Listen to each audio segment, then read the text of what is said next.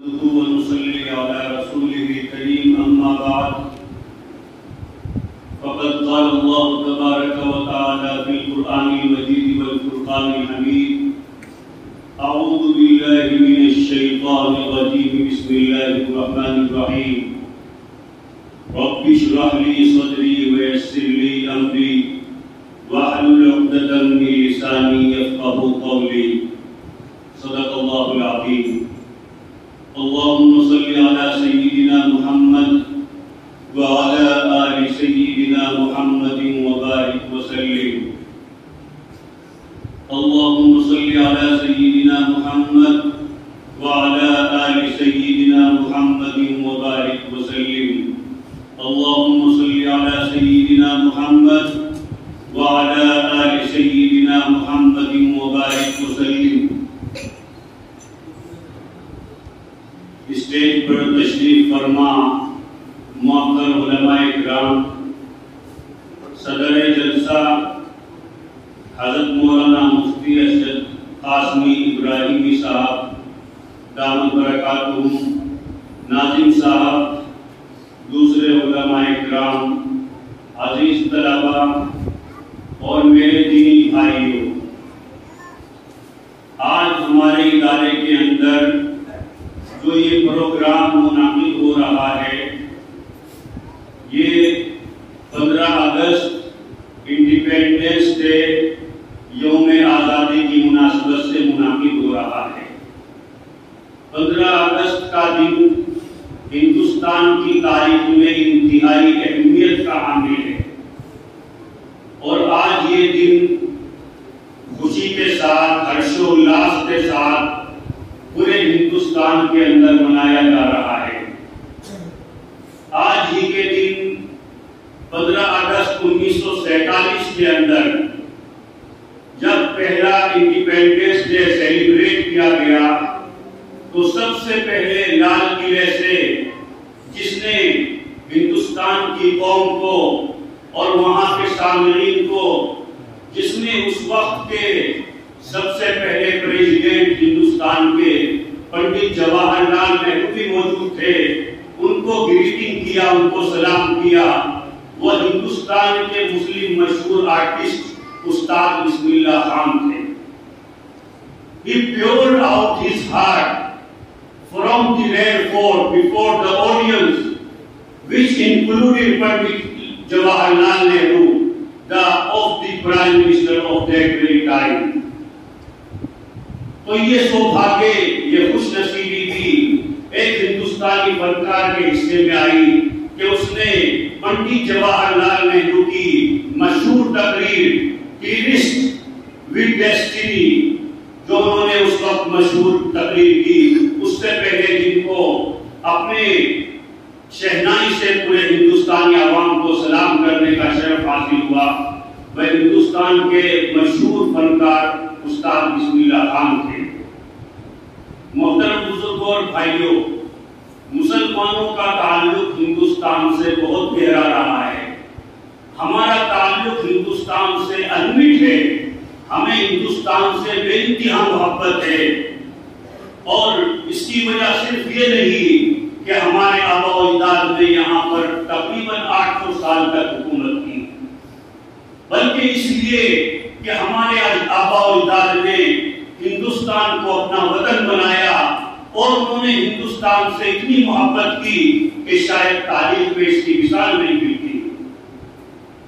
ہندوستان میں جتنے بھی مسلم فرمانروا گزرے ہیں، سب نے ہندوستان کی بھلائی کے لیے، ہندوستان کی ترقی کے لیے، ہندوستان کی تعمیر کے لیے اپنا کنٹریبیوشن دیا، لیکن جو کنٹریبیوشن اور جو اچیومنٹ اور جو حصولیابی مغلوں کے حصے میں آئی، وہ شاید کسی دوسرے فرمانرواؤں کے حصے میں نہیں آ سکی۔ چنانچہ مغل ایمپائر کو ہندوستان کے اندر بابر نے قائم کیا، ظہیر الدین محمد بابر نے ہندوستان کے اندر سلطنت مغلیہ کی بنیاد ڈالی، اور یہاں پر بہت شاندار طریقے سے حکومت کی۔ بابر بہت بہادر آدمی تھا۔ بابر کے بارے میں آتا ہے کہ وہ قلعے کی فصیل کے اوپر 2 آدمیوں کو اپنی بغل میں دوڑا کر کے گھوڑے کے اوپر ورزش کیا کرتا تھا، پریکٹس کیا کرتا تھا. اور بابر کا یہ جملہ مشہور تھا کہ بابر خدا اور اپنی تلوار کے علاوہ کسی پر بھروسہ نہیں کرتا.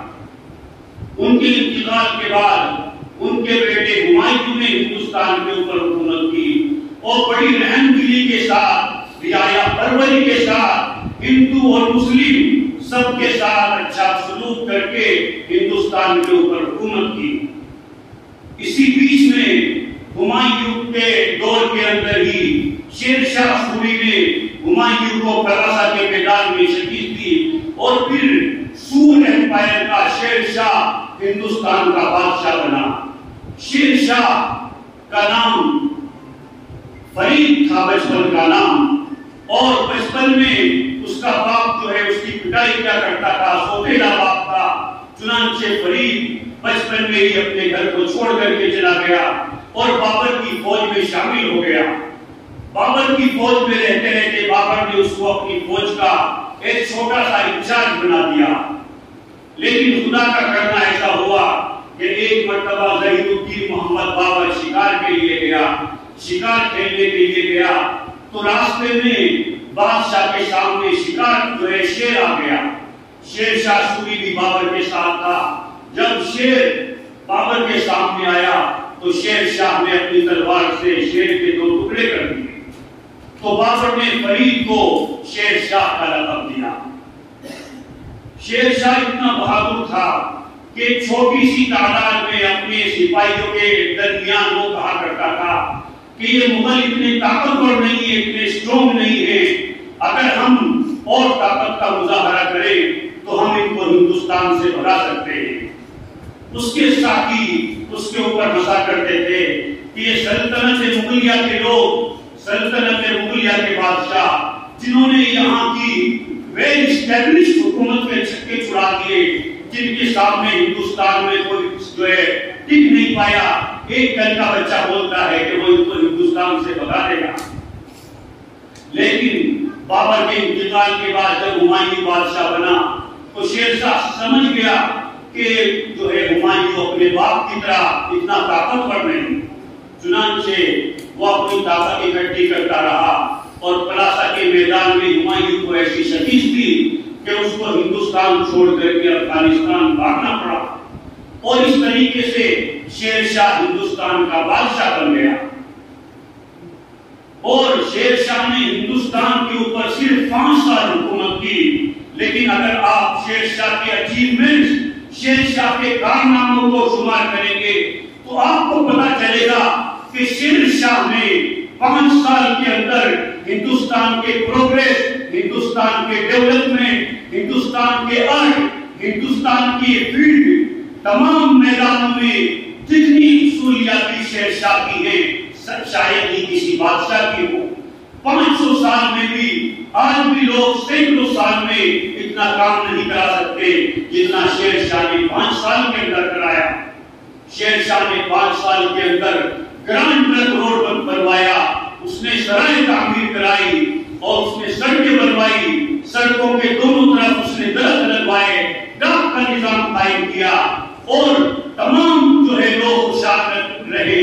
اس کے لیے اس نے بڑے اصول و ضوابط مرتب کیے اور ایسا قانون مرتب کیا کہ آنے والے اکبر نے جو ہمایوں کے اپنے باپ کے انتقال کے بعد بادشاہ بنا، اس نے جو اکبر دا گریٹسٹ مغل ایمپرر کہلایا وہ اسی وجہ سے کہلایا کہ اس نے وہی رولز فالو کیے جو شیر شاہ سوری بنا کر کے گیا. لیکن شیر شاہ کی سوری کی زندگی میں زیادہ وفا نہیں کی. 5 سال کے بعد اس نے قلعے پر حملہ کیا. قلعے پر حملہ کرنے کے بعد جب شیر شاہ اپنی فوج کے ساتھ داخل ہوا تو انہوں نے باب کی سرنگیں بچھا رکھی تھی اور وہ سرنگیں پھٹ گئی اور شیر شاہ کے بدن کے چیتڑے اڑ گئے. لیکن شیر شاہ کی زندگی باقی تھی، جان باقی تھی. شیر شاہ نے کہا کہ میری پرواہ نہ کرو، لڑائی جاری رکھو. چنانچہ اس کی فوج نے لڑائی جاری رکھی. شیر شاہ ہمیشہ کی طرح وہ قلعہ بھی جیت گیا، لیکن شیر شاہ زندگی کی جنگ ہار گیا اور شیر شاہ جو ہے شہید ہو گیا. شیر شاہ کے انتقال کے بعد ہمایوں کو پتا چلا کہ شیر شاہ کا انتقال ہو گیا، ہمایوں سمجھ گیا کہ ہندوستان کے اندر کوئی تجھے روکنے والا نہیں، چنانچہ ہمایوں دوبارہ ہندوستان میں آیا اور اس نے جو یہاں کی فوجیں تھی، شیر شاہ کے جو اترادھیکاری تھے، اس کے جانشین تھے، ان کو شکست دے کر کے دوبارہ ہمایوں نے دلی کے اوپر قبضہ کر لیا اور بہت عرصے تک جو ہے اس نے ہندوستان کے اوپر حکومت کی۔ اس کے انتقال کے بعد اس کا بیٹا اکبر ہندوستان کا بادشاہ بنا۔ اکبر کے بارے میں آتا ہے کہ جب وہ بادشاہ بنا تو اس کی عمر 18 سال کی تھی، بلکہ بہت سے محدثین نے لکھا ہے کہ اس کی عمر صرف 12 سال کی تھی۔ 12 سال کی عمر میں اکبر بادشاہ بنا۔ اس کے لوگوں نے کہا کہ ہیمنت بقال لاکھوں کی فوج لے کر کے تمہارے پیچھے آ رہا ہے، دلی کے اوپر بھی قبضہ کرنے والا ہے، اور تم تو ابھی بچے ہو، ہمارے پاس اتنی طاقت نہیں ہے، ہم کو چاہیے کہ ہم افغانستان چلے جائیں اور وہاں 2-4-10 سال رہ کر کے اپنی طاقت بنائیں، اپنے آپ کو ایک فارمیڈیبل فورس بنائیں، اور اس کے بعد آ کر کے ہندوستان کے اوپر قبضہ کر لیں گے۔ لیکن اکبر نے کہا، اکبر اس وقت میں صرف 12 یا 18 سال کا تھا، لیکن اکبر نے کہا کہ میرے باپ اور دادا نے سلطنت مغلیہ کی جو بنیاد رکھی ہے ہندوستان میں، اس کو اپنے خون سے سینچا ہے، ہندوستان کو اپنا خون دیا ہے۔ اب اکبر یا تو اپنا خون دے کر کے شہید ہو جائے گا یا سلطنت مغلیہ کی بنیادیں ہندوستان کے اندر مستحکم کر دے گا۔ چنانچہ لڑائی ہوئی اور اکبر کی فوج نے ہیمنت بقال کی لاکھوں کی تعداد میں فوج کے چھکے چھڑا دیے۔ ہیمنت بقال کو جب پکڑ کر کے اکبر کے سامنے لایا گیا تو اکبر نے پوچھا کہ اگر تمہاری کوئی آخری خواہش ہے تو مجھے وہ بتاؤ۔ تو اس نے کہا کہ میری آخری خواہش یہ ہے کہ آپ ہندوستان چھوڑ کر کے چلے جائیں۔ تو اکبر نے کہا کہ یہ نہیں ہو سکتا، آپ مجھ سے اگر میری جان بھی مانگ لیتے، اکبر اپنی جان دے دیتا، لیکن تم نے ہندوستان سے جانے کے لیے کہا ہے، ہمیں اپنی زمین سے تمہارے برابر بلکہ تم سے زیادہ محبت ہے۔ اکبر ہندوستان چھوڑ کر کے کہیں نہیں جائے گا، اور ہندوستان کے تیمور کی آنے والی نسلیں بھی جو ہے ہندوستان کے اندر رہیں گی۔ چنانچہ اکبر نے تقریباً 50 سال تک ہندوستان کے اوپر حکومت کی، اور اس کی حکومت میں ہندو مسلمان سب خوشحال تھے، سب ترقی کر رہے تھے، کوئی آپس میں نفرت نہیں تھی، کوئی دشمنی نہیں تھی، سب آپس میں مل جل کر کے رہتے تھے۔ اس کے انتقال کے بعد اس کا بیٹا جہانگیر ہندوستان کا بادشاہ بنا، اور جہانگیر اتنا منصف بادشاہ تھا، اتنا منصف بادشاہ تھا، اتنا عادل بادشاہ تھا، اتنا انصاف کا بول بالا کرتا تھا کہ اس نے اپنے دروازے کے اوپر ایک بہت بڑی زنجیر رکھی تھی کہ اگر کسی کو بھی کوئی پریشانی ہو تو وہ فریاد آ کر کے زنجیر ہلا دے، بادشاہ خود جا کر کے اس سے ملتا تھا اور اس کی کیا پریشانی ہے اس کو پوچھتا تھا۔ چنانچہ کتابوں میں لکھا ہے کہ ایک دفعہ ایسا ہوا کہ گدھے نے جا کر کے جو ہے وہ زنجیر ہلا دی، تو بادشاہ کو پتا چلا، بادشاہ نے اعلان کروا دیا کہ گدھے کے اوپر 1 کوئنٹل یا 50 کلو کتنا مجھے صحیح یاد نہیں، کہ اس سے زیادہ کوئی بھی گدھے کے اوپر جو ہے بوجھ نہ ڈالے۔ جہانگیر کے انتقال کے بعد اس کا بیٹا ہندوستان کا بادشاہ بنا شاہ جہاں، اس کو عمارتیں بنوانے کا بہت شوق تھا، چنانچہ اس نے تاج محل بنوایا جو سمپل اور لفظ ہے، جو بھی پوری دنیا میں لور سے محبت کرنے والے ہیں وہ اپنی محبت کو انکمپلیٹ سمجھتے ہیں جب تک وہ تاج محل کے سامنے جا کر کے اپنا فوٹو نہیں کھنچوا لیتے۔ Taj Mahal one of the 7 wonders in the world ہے، اور شاید سب سے بہترین جو ہے، سب سے بہترین عجوبہ ہے۔ ایک شہنشاہ نے بنوا کے حسین تاج محل، ایک شہنشاہ نے بنوا کے حسین تاج محل ساری دنیا کو محبت کی نشانی دی۔ اس نے لال قلعہ بنوایا، ریڈ فورٹ بنوایا، جہاں جو ہے آج 15 اگست جو ہے منایا جا رہا ہے، جہاں سے ہمارے پرائم منسٹر نے جھنڈا لہرایا ہوگا اور اپنی تقریر کی ہوگی۔ یہ ریڈ فورٹ جو ہے شاہ جہاں کا بنوایا ہوا ہے۔ اس کے انتقال کے بعد ان کے بیٹے حضرت اورنگزیب رحمۃ اللہ علیہ بادشاہ بنے، اور شاید اتنا اسٹرانگ رولر، اتنا مضبوط بادشاہ، اتنا بڑا بادشاہ ہندوستان کی تاریخ میں کبھی نہیں گزرا کہ جب اورنگزیب رحمۃ اللہ علیہ بادشاہ تھے تو سری لنکا، برما، چائنا کا حصہ، پاکستان، بنگلہ دیش سب کچھ ہندوستان میں تھا۔ اتنا بڑا ہندوستان کی تاریخ میں کبھی نہیں ہوا جتنا اورنگزیب رحمۃ اللہ علیہ کے اس میں تھا۔ بہت سے لوگ ان کی امیج کو خراب کرنے کی کوشش کرتے ہیں، لیکن یہ بالکل صحیح بات ہے اور ہندی کی تاریخ میں بھی لکھا ہوا ہے۔ جب ہم لوگ چھوٹے تھے تب جو ہندی کے اندر NCERT کی بکس پڑھائی جاتی تھی اس میں صاف لکھا رہتا تھا کہ اورنگزیب بہت اچھا بادشاہ تھا۔ اس کتاب میں یہاں تک لکھا رہتا تھا کہ وہ اورنگزیب بادشاہ ہونے کے باوجود، ایمپرر ہونے کے باوجود سلطنت سے اور بیت المال سے، گورنمنٹ سے ایک پیسہ نہیں لیتا تھا۔ وہ قرآن کریم لکھا کرتا تھا، بہت اچھا کاتب تھا، وہ ٹوپی بنتا تھا قرآن کریم لکھ کر کے، اور ٹوپی بن کر کے جو کچھ پیسے کماتا تھا اسی سے وہ اپنا گھر بار چلاتا تھا۔ اس نے گورنمنٹ سے کبھی بھی کوئی پیسہ نہیں لیا۔ اس نے ہندو اور مسلمان سب کے ساتھ اچھا سلوک کیا۔ جس کے اوپر بھی ہندوستان میں ظلم ہوا، چاہے وہ مسلمان ہو چاہے وہ ہندو ہو، خود اورنگزیب رحمۃ اللہ علیہ نے ہر جگہ جا کر کے پوچھا، ہر جگہ جا کر کے عدل انصاف کو قائم کیا۔ میرے محترم بھائیوں، حضرت اورنگزیب رحمۃ اللہ علیہ کے چلے جانے کے بعد سلطنت مغلیہ اتنی مضبوط نہیں رہی، چنانچہ انگریز ہندوستان میں آئے۔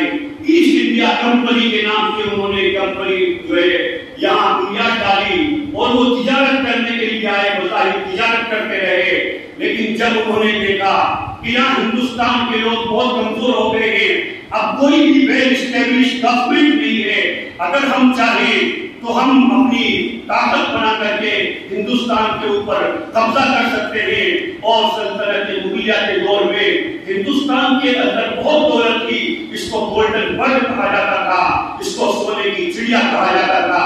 چنانچہ ان کی نظر ہندوستان کے اوپر جم گئی اور انہوں نے دھیرے دھیرے اپنی طاقت بڑھائی، اور طاقت بڑھاتے بڑھاتے انہوں نے جو ہے اپنی کوششیں شروع کر دی کہ ہندوستان میں ہمارے سامنے کوئی کھڑا نہ ہو، ہماری حکومت قائم ہو جائے۔ چنانچہ سب سے پہلے بنگال کے اندر نواب سراج الدولہ نے ان کا مقابلہ کیا، لیکن وہ بھی ایک غدار کی غداری کی وجہ سے شکست کھا گئے۔ ان کے بعد میسور کے اندر حیدر علی نے ان کا مقابلہ کیا، اور بہت سے معرکے میں حیدر علی نے انگریزوں کو شکست دی۔ ان کے بعد ان کے بیٹے ٹیپو سلطان رحمۃ اللہ علیہ نے انگریزوں کا مقابلہ کیا اور بہت سارے معرکوں میں انگریزوں کو شکست دی۔ آخر میں وہ بھی سری رنگ پٹم کے قلعے میں میر صادق کی غداری کی وجہ سے شہید ہوئے۔ وہ اس قدر بہادر تھے کہ جب اس نے غداری کی اور پوری فوج میدان میں نہیں آئی، کچھ ہی لوگ تھے جو سلطان ٹیپو کے ساتھ جو ہے میدان جنگ میں آئے، تو ان کے لوگوں نے کہا کہ ہم کو کسی طریقے سے یہاں سے بھاگ جانا چاہیے، ہم کو دوبارہ اپنی فوج لے کر کے جو ہے انگریزوں کا مقابلہ کرنا چاہیے۔ لیکن ٹیپو سلطان نے جو کچھ کہا وہ تاریخ کا حصہ بن گیا۔ ٹیپو نے کہا کہ شیر کی گیدڑ کی 100 سالہ زندگی سے شیر کی ایک دن ایک زندگی کی رات بہتر ہے۔ چنانچہ ٹیپو سلطان لڑتا رہا اور لڑتے لڑتے شہید ہو گیا۔ ٹیپو سلطان کی جو تلوار تھی وہ بہت بھاری تھی، وہ جلدی سے کسی سے اٹھ نہیں سکتی تھی۔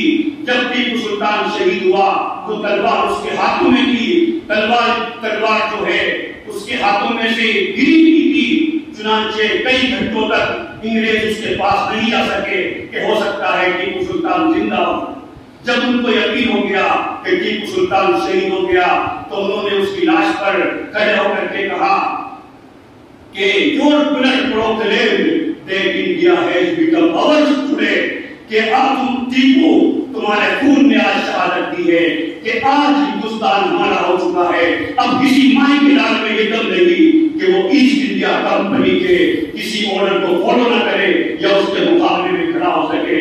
چنانچہ انہوں نے 1803 کے اندر انگریزوں نے اپنی حکومت کا دلی کے اندر باقاعدہ اعلان کر دیا کہ East India company government from now onward, کہ آج کے بعد ایسٹ انڈیا کی جو ہے حکومت ہوگی.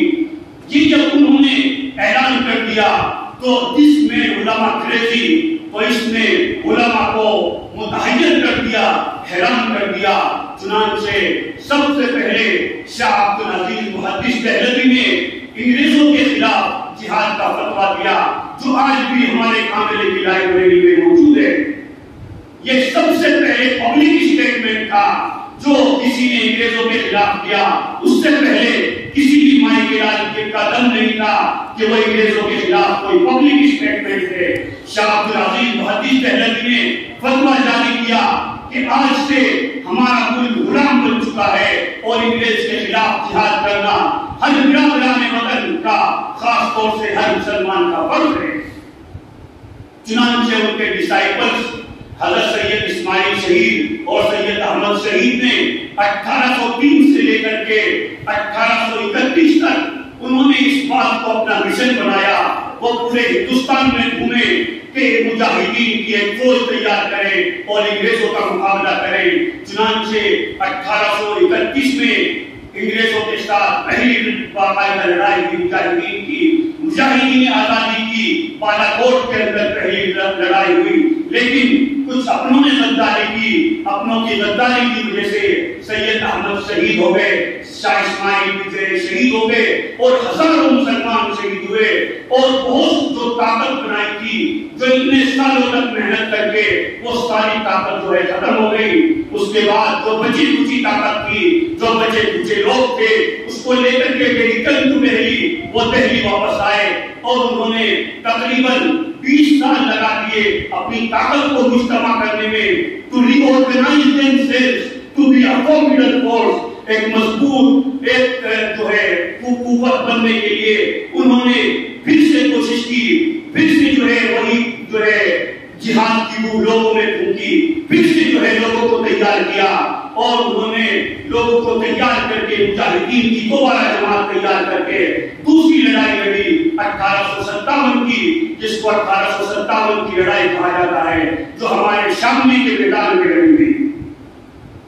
اس کی قیادت جیسا کہ ایک بچے نے بھی تقریر کی کہ اس کی قیادت حضرت حاجی عطاء اللہ مہاجر مکی فرما رہے تھے. اس کے کمانڈرز میں بانی دارالعلوم دیوبند حضرت مولانا قاسم نانوتوی، حضرت مولانا رشید احمد گنگوئی، حضرت حافظ دامنی شہید اور دیگر موقر علماء تھے.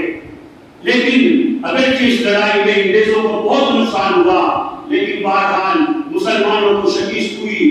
اور اس لڑائی کے اندر یا اس لڑائی کے نتیجے میں جن علماء کو شہید کیا گیا ان کی تعداد تقریباً 35,000 سے زیادہ تھی. اور جو مسلمانوں کو اس کے بعد لڑائی میں جو شہید ہوئے ان کی تعداد 1 لاکھ سے زیادہ تھی.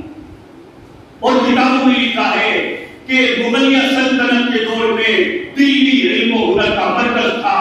دلی میں بڑے بڑے علماء ہوا کرتے تھے، لیکن ایک وقت پھر ایسا بھی آیا کہ اگر کوئی میراث کا مسئلہ پوچھنے کے لیے دلی گیا تو پوری دلی سے خالی لوگ آیا، کوئی بھی عالم ایسا نہیں تھا جو اس کو مسئلہ بتا سکے. میرے محترم بھائیوں، 1857 کی شکست کے بعد تقریباً ساری طاقت جو ہے ختم ہو گئی. پھر علماء نے جو ہے سوچا کہ اب کیا کریں. چنانچہ حضرت مولانا قاسم نانوتوی، حضرت حاجی عطاء اللہ مہاجر مکی اور دوسرے علماء دیوبند نے سر جوڑ کر بیٹھے، اللہ تبارک و تعالیٰ سے دعا کی، لوگوں سے مشورے کیے اور پھر 1867 کے اندر دارالعلوم دیوبند کی بنیاد رکھی. دارالعلوم دیوبند کا مقصد جہاں علم دین کی حفاظت تھی، وہی دارالعلوم دیوبند کا بنیادی مقصد یہ بھی تھا کہ مجاہدین کی ایک ایسی جماعت تیار کی جائے جو انگریزوں کے پنجے سے ہندوستان کو جو ہے آزاد کرا سکے. چنانچہ دارالعلوم دیوبند کے سب سے پہلے فاضل حضرت شیخ الہند، جو وطن حریت کہا جاتا ہے، جن کو جو ہے جو سب سے بڑے فریڈم فائٹرز میں سے ہیں، جو دارالعلوم دیوبند کے سب سے پہلے فاضل ہیں، انہوں نے دارالعلوم سے نکلنے کے بعد سلک لیٹر موومنٹ چلائی، تحریک ریشمی رومال کی بنیاد ڈالی. اور انہوں نے یہ تحریک اگر کامیاب ہو جاتی تو ہندوستان سے انگریز بہت پہلے چلے جاتے. لیکن 1800 لیکن 1403 کے اندر، غالباً 1403 کے اندر جب حضرت یہ جو ہے اس کا سازش جو ہے پتہ چل گیا انگریزوں کو، اور جو اس وقت حضرت جو ہے مکہ گئے ہوئے تھے اسی کوشش میں کہ وہاں سے سپورٹ حاصل کریں گے، تو جب مکے کا گورنر تھا شریف، اس نے جو ہے حضرت کو گرفتار کر لیا اور حضرت کو جو ہے کالا پانی کی سزا دی گئی، ان کو جائز جو ہے معاہدہ کے اندر بھیج دیا گیا۔ اس کے اوپر باقاعدہ ایک کتاب لکھی گئی اسیران معاہدہ کے نام سے، جس کا انگریزی میں ترجمہ ہوا The Prisoners of Malta۔ تو میرے محترم بھائیوں، شیخ الہند اور حضرت مولانا حسین احمد مدنی ان کے ساتھ معاہدہ کے اندر تقریباً 3.5 سال رہے۔ 3.5 سال کے بعد جب وہ واپس آئے سزا کاٹنے کے بعد، تو ممبئی کے اندر جب ان کا جہاز اترا تو حضرت مدنی فرماتے ہیں کہ ان کے استقبال کرنے والوں میں بہت بڑے بڑے لوگ تھے، مہاتما گاندھی تھے جنہوں نے ان کا استقبال کیا کہ آج ہمارا سب سے بڑا ہیرو آزادی کی وجہ سے جیل کی مصیبتیں اٹھا کر کے ہندوستان میں آ رہا ہے۔ میرے محترم بھائیوں، بنیادی طور پر یہ ہے کہ سب سے پہلی لڑائی جو لڑی گئی وہ 1831 کے اندر لڑی گئی، اور اس کے بعد تو جو آزادی کی دوسری لڑائی ہوئی وہ 1857 کی ہوئی، اور تیسری لڑائی لڑنے کے لیے جس تحریک کی بنیاد ڈالی گئی وہ 1867 میں دارالعلوم میں ڈالی گئی، اور 1867 کے بھی 25 سال کے بعد 28 دسمبر 1985 کے اندر کانگریس پارٹی کی بنیاد رکھی گئی۔ یعنی تقریباً 100 سال تک آزادی کی لڑائی میں مسلمانوں کے علاوہ کوئی بھی نہیں تھا، اور یہ تاریخ اس کی گواہ ہے، کوئی اس کو جو ہے رد نہیں کر سکتا۔ جو ہے ہندوستان کا اتحاد گواہ ہے، کتابیں بڑی بڑی ہیں کہ کانگریس کا جو وجود ہوا وہ 28 دسمبر 1985 میں ہوا۔ اس سے پہلے تقریباً 100 سال تک صرف مسلمانوں نے جو ہے آزادی کی لڑائی لڑی ہے، کوئی نہیں تھا۔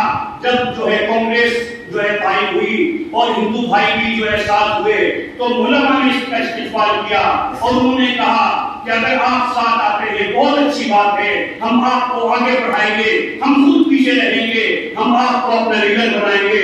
چنانچہ انہوں نے گاندھی جی کو، اس وقت وہ مہاتما نہیں تھے، ان کا جمعیت کے چندے سے، جمعیت کے ڈونیشن سے ان کا پورے ہندوستان میں دورہ کرایا، اور گاندھی جی کو مہاتما کا خطاب کیا، اور وہ مہاتما گاندھی بنے۔ تو میرے محترم بھائیوں، اس کے بعد دارالعلوم دیوبند کے فرزندوں نے اپنے شیخ الہند کے جو شاگرد تھے انہوں نے آگے چل کے خاص طور سے شیخ الاسلام نے آپ جو ہے آزادی کے لیے کام کرتے رہے، اور اللہ تبارک و تعالیٰ نے 15 اگست 1947 کے اندر ہند جو ہے ہندوستان کو انگریزوں کے پنجوں سے آزاد کرایا۔ تو میرے محترم بھائیوں، ہم کو اپنی تاریخ یاد کرنے کی ضرورت ہے۔ اگر کسی اور کو ہماری تاریخ یاد نہیں تو ہمیں کوئی افسوس نہیں، لیکن ہمیں کم سے کم اپنی تاریخ یاد ہونی چاہیے کہ we have written the history of India with our blood۔ ہم نے اپنی خون سے، اپنے خون سے ہندوستان کی تاریخ کو لکھا ہے۔ کم سے کم ہمارے بچوں کو اپنے بڑوں کی قربانی یاد ہونی چاہیے۔ اور میرے محترم بھائیوں، آج انڈیپینڈنس ڈے کی مناسبت سے میں بہت غور کرنے کے بعد میں نے 5 نکاتی فارمولا تیار کیا ہے۔ میں اس اسٹیج سے یہی پیغام دینا چاہتا ہوں، آپ لوگ یہ 5 باتیں جو ہے ذرا توجہ سے سنیے گا۔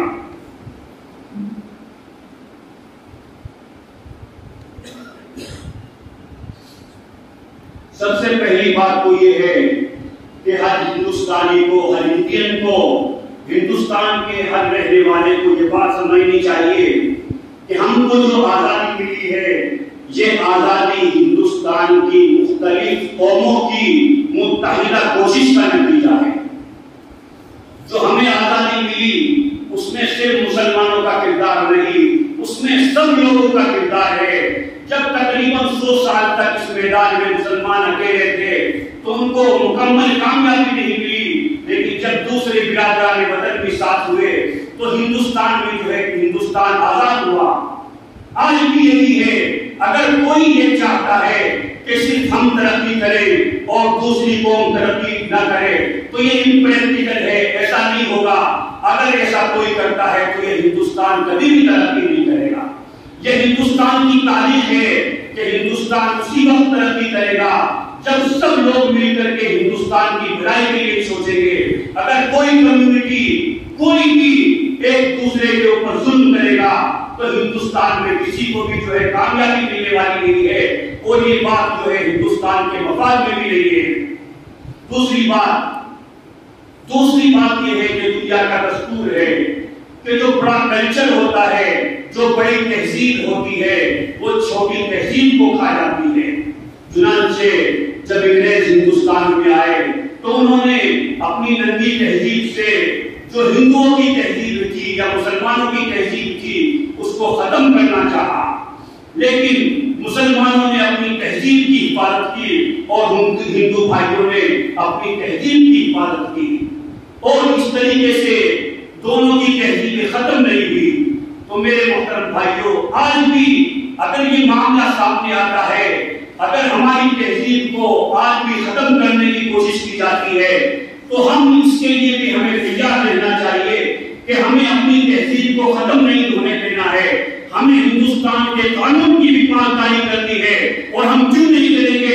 We are Indian, we are proud of being Indian, we believe in Indian Constitution, we are Indian by heart, we are Indian by choice۔ ہم کیوں نہیں کریں گے؟ ہم قانون کی پاسداری کرتے ہوئے اپنی شناخت کی، اپنی آئیڈینٹی کی حفاظت کریں گے۔ تہذیب کی حفاظت کا مطلب ہے کہ ہماری جو علامات ہے، داڑھی ٹوپی ہے، کرتا پائجامہ ہے، ہم اس کی بھی جو ہے حفاظت کریں گے۔ ہماری جو مساجد ہیں، ہماری جو مدارس ہیں، ہماری جو اذانیں ہیں، ہماری جو ہے نمازیں ہیں، ہماری جو عیدگاہ ہیں، ہم سب کی حفاظت کریں گے۔ اور ہمیں یہ اختیار یہ کانسٹیٹیوشن نے دیا ہے، ہم اپنی تہذیب کی حفاظت کریں گے۔ یہ بات ہمیں خود بھی سوچنی ہے اور یہ بات جو ہے اپنے بچوں کو بھی بتانی ہے۔ تو یہ دوسری بات بھی، اور تیسری بات یہ ہے کہ ہم کو اپنے کاغذات تیار رکھنے چاہیے۔ جو بھی ہمارے کاغذات ہیں، مثلا آدھار کارڈ ہے، پین کارڈ ہے، جتنے بھی کاغذات ہیں ہمارے کاغذات صحیح ہونے چاہیے۔ انڈیویجولی بھی ہمارے جو پرسنل کاغذات ہیں وہ بھی صحیح ہونے چاہیے۔ ہماری کوئی زمین ہے، زمین کے کاغذات بھی صحیح ہونے چاہیے۔ ہمارے نام کی جو اسپیلنگ ہے وہ بھی تمام ڈاکیومنٹس میں جو ہے صحیح کرا لینی چاہیے۔ کوئی بچہ پیدا ہو رہا ہے تو اس کا برتھ سرٹیفکیٹ ضرور بنوائیں۔ تو میرے محترم بھائیو، اپنے جو کاغذات ہیں اس میں سستی نہ کریں۔ اگر آپ کو کوئی پریشانی ہوتی ہے تو آپ کے محلے میں جو جانکار آدمی ہے آپ اس کی مدد لیجیے۔ جگت العلماء نے جو ہے اس کے لیے باقاعدہ اعلان کرایا جو جمعیت کے آدمی آپ سلسلے کے لیے، لیکن برائے مہربانی آپ اپنے کاغذات صحیح کیجیے۔ آپ کے نام کی spelling, passport, PAN card, Aadhaar card, تمام ڈاکیومنٹس میں جو ہے آپ کا جو ہے 10th کا سرٹیفکیٹ ہے، 12th کا ہے، جتنے بھی سرٹیفکیٹس ہیں سب میں آپ کی اسپیلنگ صحیح ہونی چاہیے۔ ایسی آپ کی جو ہے جو زمینیں ہیں ان کے کاغذات صحیح ہونے چاہیے، اور اگر جو ادارے ہیں ان کے بھی جو ضروری کاغذات ہیں وہ بھی آپ کے پاس ہونے چاہیے، یہ بالکل ضروری ہے۔ یہ تیسری بات ہوئی۔ اور چوتھی بات یہ ہے کہ ہم کو ان حالات میں خیر خواہی کرنی چاہیے، ایک دوسرے کی خیر خواہی کرنی چاہیے۔ اگر ہم دیکھتے ہیں کہ ہمارے محلے میں، ہمارے پڑوس میں، ہمارے گاؤں میں، ہمارے شہر میں کسی کے اوپر کوئی ظلم ہو رہا ہے تو ہم کو چاہیے کہ جو مظلوم آدمی ہے اس کی مدد کریں۔ یہ وقت ایسا ہے کہ اگر آپ مدد نہیں کریں گے تو سب کو پریشانی ہو جائے گی، اور اگر گاؤں میں ایک آدمی پریشان ہے، غریب ہے، سب مل کر کے اس کی مدد کریں گے تو بتائیے اس کی پریشانی ختم نہیں ہوگی تو آدھی ہو جائے گی کہ نہیں؟ تو میرے محترم بھائیوں، آج کل بدخواہی نہ کریں۔ ایسا نہیں کہ گاؤں کی جو پولیٹکس ہوتی ہے، یہ پردھان بنتا ہے اور پردھان بنتا ہے بچگنی میں، یہ اس کی مخبری کر رہا ہے، یہ اس کی مخبری کر رہا ہے۔ میرے بھائیوں، یہ بہت شرم کی بات ہے، ڈوم مرنے کی بات ہے۔ کم سے کم مسلمان کا درجہ یہ ہے کہ اگر وہ مسلمان کو فائدہ نہیں پہنچا سکتا، کم سے کم جو ہے اس کو کم سے کم نقصان نہ پہنچائے۔ تو ایک دوسرے کی خیر خواہی کو اپنائیں، اور اگر آپ چاہتے ہیں کہ آپ پر ظلم نہ ہو، تو یہ پریکٹیکلی میں آپ کو بتا رہا ہوں، اس کا آسان سا طریقہ یہ ہے کہ آپ کسی کے اوپر ظلم نہ کریں۔ آج تک جو ہم لوگوں کے اوپر ظلم ہو رہا ہے اس کی وجہ یہ بھی ہے کہ جہاں ہم کو موقع ملتا ہے ہم بھی ظلم کرنے سے باز نہیں آتے۔ اگر ہم کسی ادارے کے ذمہ دار ہیں تو ہم اپنے اسٹاف پر ظلم کرنے سے باز نہیں آتے۔ اگر ہم ٹیچر ہیں تو اسٹوڈنٹس کے اوپر ظلم کرنے سے باز نہیں آتے۔ اگر ہم شوہر ہیں تو اپنی بیوی کے اوپر جو ہے ظلم کرنے سے باز نہیں آتے۔ اگر ہم باپ ہیں تو ہم اپنے بچوں کے اوپر بھی جو ہے ظلم کرنے سے باز نہیں آتے۔ اگر ہم بھائی ہیں اپنی بہن کے اوپر ظلم کرنے سے باز نہیں آتے، اپنے بھائی کے اوپر ظلم کرنے سے باز نہیں آتے۔ تو میرے محترم بھائیوں، اگر پریکٹیکلی ہم چاہتے ہیں کہ ہمارے اوپر کوئی ظلم نہ کرے تو اس کا آسان سا طریقہ یہ ہے کہ آپ کسی کے اوپر ظلم نہ کریں۔ جب آپ کسی کے اوپر ظلم نہیں کریں گے تو انشاءاللہ کوئی آپ کے اوپر جو ہے ظلم نہیں کرے گا۔ اور آخری اور سب سے اہم بات یہ ہے کہ اللہ تبارک و تعالیٰ سے اپنا تعلق مضبوط کریں۔ یہ سب سے بڑا ہتھیار ہے مسلمانوں کا۔ یہ اتنا بڑا ہتھیار ہے کہ جب یہ مسلمانوں کے پاس تھا تو وہ تھوڑی سی تعداد میں ہوتے ہوئے بھی پوری دنیا میں عزت کی نظر سے دیکھے جاتے تھے۔ جس ملک میں بھی چلے جاتے تھے اللہ تبارک و تعالیٰ ان کو فتح یاب کرتا تھا، فتح ان کے قدم چومتی تھی۔ اور جب اللہ تبارک و تعالیٰ کے ساتھ ہمارا تعلق نہیں رہا جیسے آج ہے تو ہم کروڑوں کی تعداد میں ہیں لیکن ہماری کوئی ویلیو نہیں، کوئی عزت نہیں۔ تو میرے محترم بھائیوں، اگر اپنے کھوئے ہوئے وقار کو بحال کرنا ہے، اپنی کھوئی ہوئی عزت کو واپس لانا ہے، اس کا ایک ہی طریقہ ہے، وہ ہے اللہ تبارک و تعالیٰ کے ساتھ تعلق کو مضبوط کرنا۔ دعا فرمائے کہ اللہ تبارک و تعالیٰ مجھے بھی اس 5 نکاتی فارمولے کے اوپر عمل کرنے کی توفیق عطا فرمائے، اور اللہ تبارک و تعالیٰ ہمیں ایک دوسرے کی بھلائی کی توفیق نصیب فرمائے۔ اللہ تبارک و تعالیٰ ہمیں ایسے کام کرنے کی توفیق دے کہ ہمارے ملک کا نام روشن ہو، ہمارے ملک کے اندر ترقی ہو، ہمارے ملک میں خوشحالی آئے۔ اب میں علامہ اقبال کے نشار پر اپنی بات کو مکمل کرتا ہوں۔ یا رب دل مسلم کو وہ زندہ تمنا دے، یا رب دل مسلم کو وہ زندہ تمنا دے، جو قلب کو گرما دے، جو روح کو تڑپا دے، پھر وادی فاراں کے ہر ذرے کو چمکا دے، پھر وادی فاراں کے ہر ذرے کو چمکا دے، پھر شوق تماشا دے، پھر شوق تقاضا دے، بھٹکے ہوئے آہو کو پھر سوئے حرم لے چل، بھٹکے ہوئے آہو کو پھر سوئے حرم لے چل، اس دشت کے خوگر کو پھر وسعت صحرا دے، احساس عنایت کر آثار مصیبت کا، احساس عنایت کر آثار مصیبت کا، امروز کی شورش میں اندیشے فردا دے، میں بلبل نالا ہوں، ایک اجڑے گلستان کا تاثیر کا سائل ہوں، محتاج